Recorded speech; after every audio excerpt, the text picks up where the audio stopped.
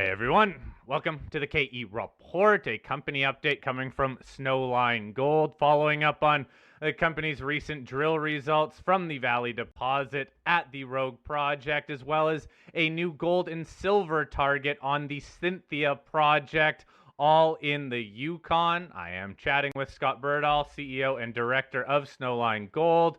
Company is traded on the TSX Venture Exchange under the symbol SGD and on the OTCQB under the symbol SNWGF. Now, Scott, the company released a handful of holes from this year's drill program. The headline holes, hole 91 and hole 88, come from the northwest end of this valley deposit. Headline number being 380 meters of 1.1 gram per ton gold and 219 meters of 1.4 gram per ton gold. That was hole 91 and hole 88, respectively. Scott, tell us about these holes. Were these extending mineralization of the valley deposit? Were they higher than the resource grade that we have from that 7 million ounce resource? Take us through what these holes are doing for this valley deposit in the northwest. Well, these holes are a combination of our two objectives from the 2024 season, which were infill and expansion at Valley. And they're mostly infill. You can see in the cross section that they're primarily within the pit boundary, and that pit boundary is what defines the actual resource. And we've done a lot. We basically had 28,000 meters of drilling on Valley in total when we put out the resource earlier this year, just prior to kicking off our drill program. Well, actually, I guess our drill program had kicked off, but the resource is based on the drilling prior to. And this season, we've now completed 25,000 meters on Valley, so just about doubling the information density for the project and expanding the footprint, but also getting holes like this that really just fill big gaps. And I think it really speaks to the type of deposit that Valley is, that that you drill holes in the gaps and you get intersections like these. I think it's pretty rare, or at least speaking subjectively anyway, it comes up so often that you get some good holes on a project, you go to infill it, and it kind of falls apart. It doesn't hang together. Valley has been exemplary, and if you look through just the grades and the distances in table 2 in the release, just hole after hole with just fantastic intersections for this type of system. So we're really happy to see that infill. We're happy to see holes like 91 poking out of the resource shell with some decent grades sustained over meaningful distances there. And we have additional holes, a lot of additional holes actually, both within and outside the current resource boundary to better inform things as we push into the new year. So, Scott, is this, in your eyes, the lowest hanging fruit in terms of continuing to expand the resource and even the pit design? In what way, sorry? In terms of where you're seeing the best grade, where the drilling success has been.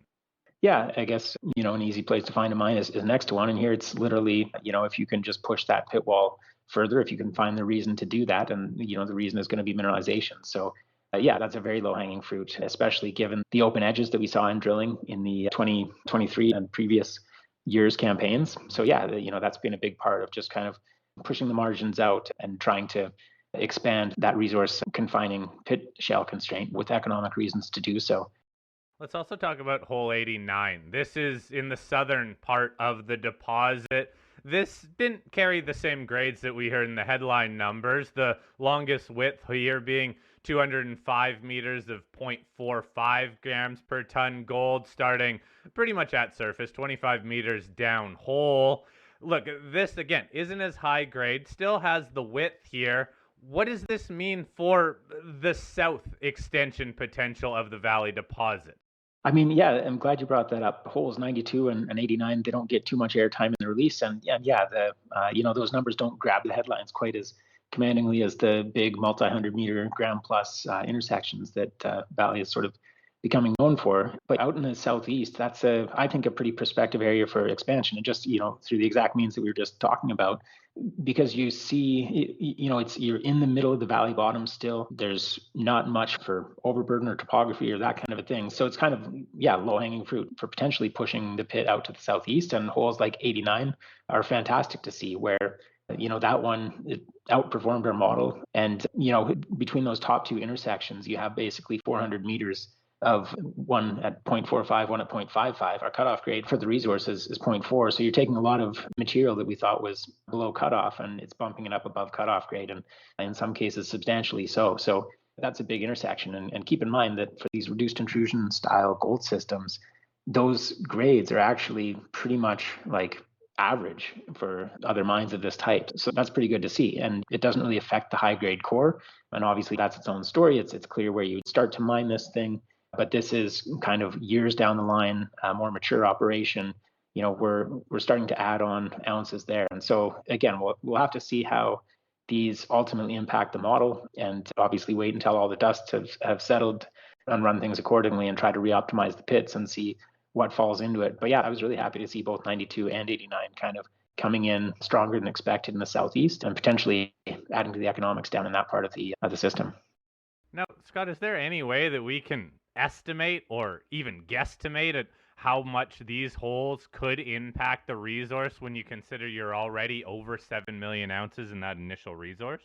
I think the best way, like I say, is just going to be to let the dust settle, and we'll run the numbers. Obviously, I'm enthusiastic to point to all the best parts of all the best holes and that kind of a thing. There have been hits and misses, no blatant misses by any stretch, and very consistent. But holes that report above, holes that report below, nothing egregious. But yeah, we're really encouraged by what we've seen so far, and really, as we discussed earlier on different calls, some of the hottest holes right in the kind of hottest part of the system, even outperforming expectations there, starting from surface. Those are fantastic to see.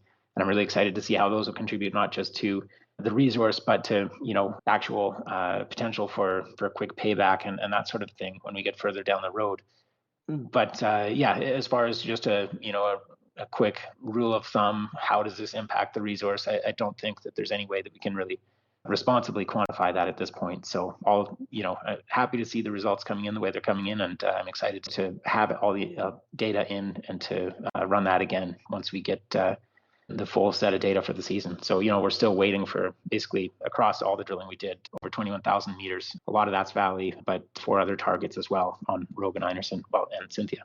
Well, and that's the thing. There's a lot of drill results still to come. Just one quick follow-up. Looking at figure 1, we can see where some of these holes are to come. They're the light blue dots.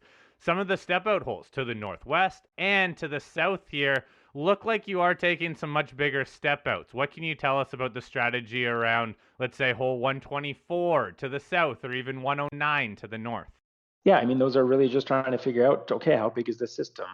Where does it start? Where does it stop? In 2022, we were all about huge step outs, and you can see in that figure 1, some holes up way up in the northeast on the hill up there, and there are holes that are way off to the southeast here. And it wasn't until the end of the season that we kind of thought, okay, well, we've already found a pretty big thing. Let's go back and start to drill that in more detail. And that was a lot of what 2023 was. Okay, let's figure out this high grade core. There's clearly something pretty special here.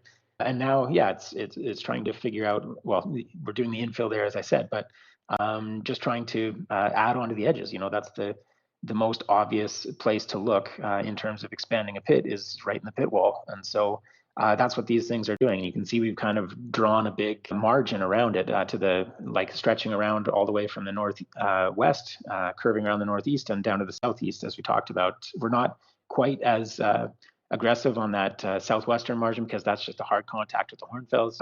The holes that are going out in that space, they turn gray pretty quickly, basically just meaning they're dropping below 0.1 gram per ton gold. So we don't see that as particularly prospective, although we have seen some interesting holes at depth there right along that margin as well. So it's not over yet in terms of figuring out that and that part of the system, but it's not as low hanging in terms of finding just near surface adjacent to pit mineralization.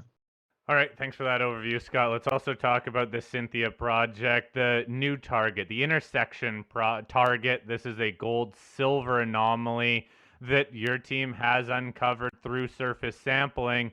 Give us an overview of this target and the Cynthia Project in general in terms of exploration potential, please.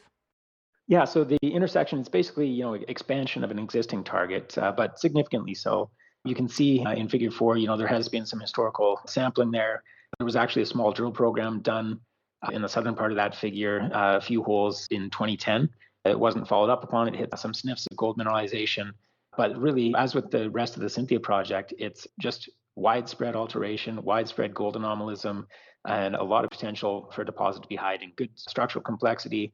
And then you have these mid-Cretaceous intrusions. You can see the big granodiorite body to the south on the figure 4, and then just off the slide to the north is actually the intrusion that hosts the Sydney target, which we're still awaiting our drill results from. So this one, yeah, it was great to just get boots on the ground there. And we didn't do a ton of work there, but just going out and taking these soil samples across this obvious zone of alteration and getting very strong results over a big area, that was really encouraging. And, the team stopped and sampled a 8-meter wide dike there.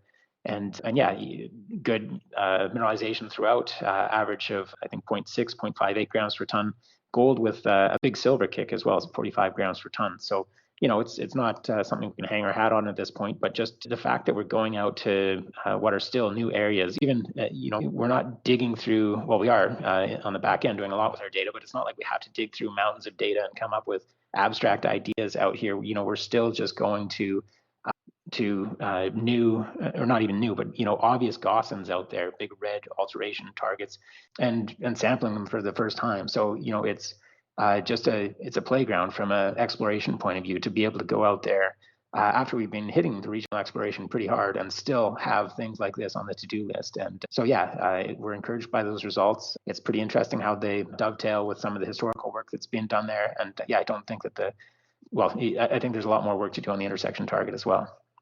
So, Scott, would you as a company, Snowline, potentially bring in a partner or JV any of these projects to have someone else drill them, or are you going to keep them all within Snowline, your portfolio?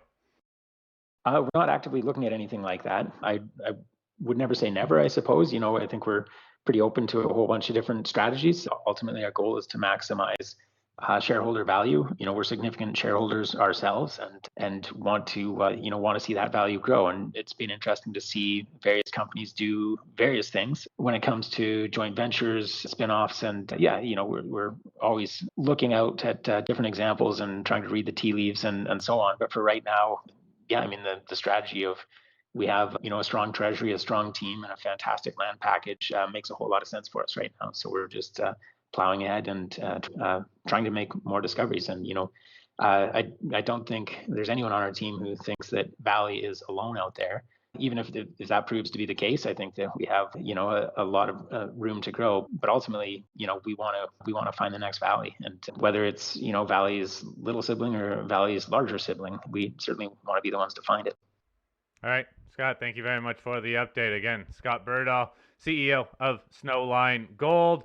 I'll follow up with you, Scott, as more drill results are coming. Again, over 21,000 meters still to be released to the market from this year's program. Scott, thank you very much for your time. I'll follow up on the back of some more news. Awesome. Thanks, Corey.